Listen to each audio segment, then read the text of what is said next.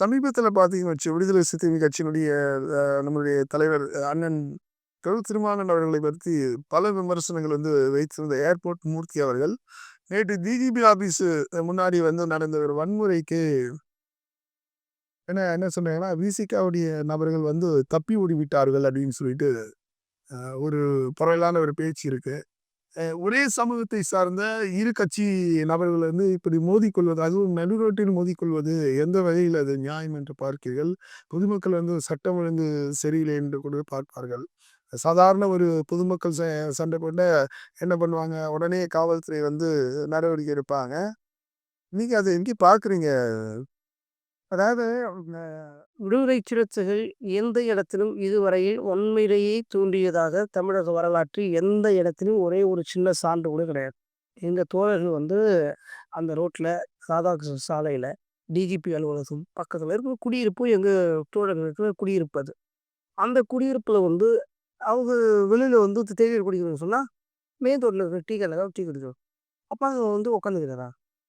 அந்த பக்கத்துல சிஎம் கூட போறாரு.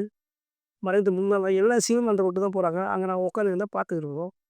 விலகிக்கிறோம். நாங்க எப்போதும் அத நான் ஏன் வந்து அவரு தொடர்ந்து வந்து திருமாறன் அவர்களையே வந்து தொடர்ந்து விமர்சனம் பண்ணிட்டு இருக்கா? அதுக்கான உள்நோக்கம் ஏதாவது இருக்கா? விடுதலை சிறுத்தைகளுக்கும், நீங்க சொல்ற நபருக்கும் எந்த தொடர்பும் கிடையாது. சரிங்களா? நாங்க வந்து அவரை விமர்சிக்க வேண்டிய இடத்துல நாங்கள் முதலில் இல்லை.